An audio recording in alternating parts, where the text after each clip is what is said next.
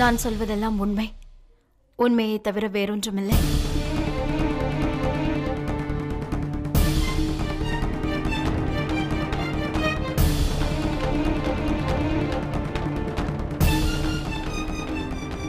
Mrs Premanand, முதல்ல நீங்க கோர்ட்டுக்கு இந்த விஷயத்தை சொல்லுங்க.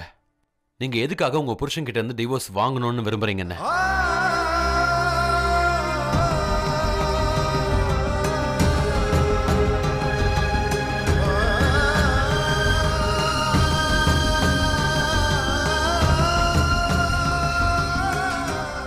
எந்த பொண்ணுக்கா இருந்தாலும் விவாகரத்துங்கிறது ரொம்பவே ஒரு கஷ்டமான விஷயமா தான் இருக்கும்.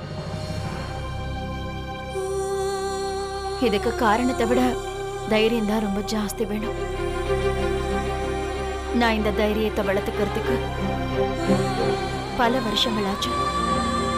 கல்யாணம் ஆனதுக்கு அப்புறம் சில வருஷங்கள் வரைக்கும் மற்ற பெண்கள் நினைக்கிற மாதிரி தான் நானும் நினைச்சிட்டு இருந்தேன்.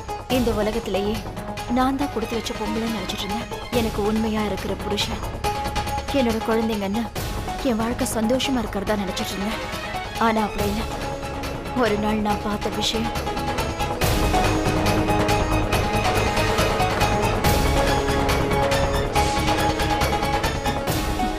என்ன பாத்தீங்க?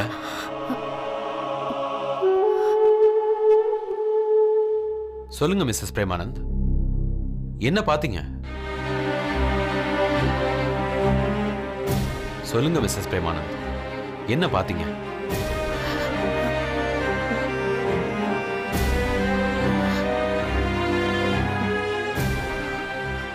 இந்த உலகத்துல எந்த பொண்ணும் பார்க்க விரும்பாததை பார்க்க நான் என் புருஷனை நான் வேற ஒரு பொண்ணு கூட பார்த்தேன்.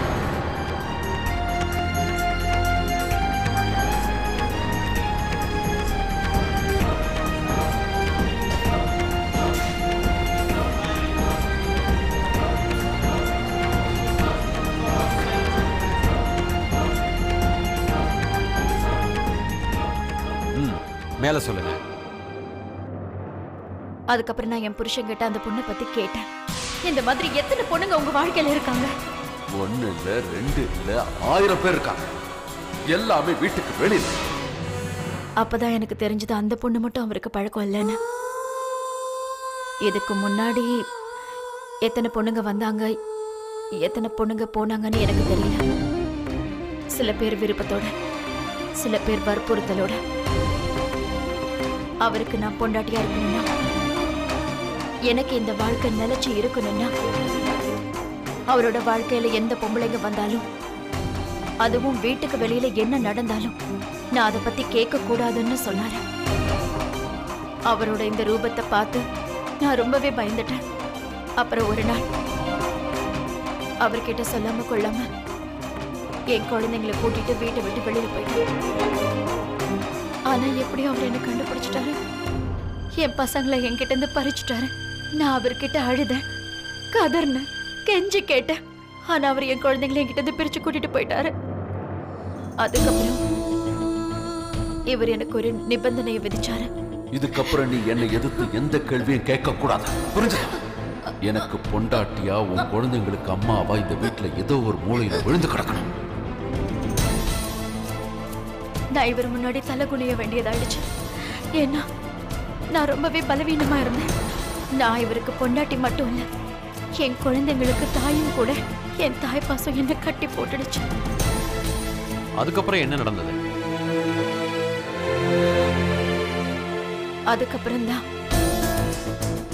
இவர் எல்லாத்தையும் வெளிப்படையா பண்ண ஆரம்பிச்சாரு. நான் எல்லாத்தையும் சகிச்சுக்கிட்டேன். அவ்வளவுதான், சகிச்சுக்கிறது எனக்கு பழக்கமா மாறிடுச்சு. ஆனா இதுக்கு மேல முடியாது. இதுக்கு மேலேயும் என்னால சகிச்சுக்க முடியாது. நான் களைச்சு போயிட்டேன்.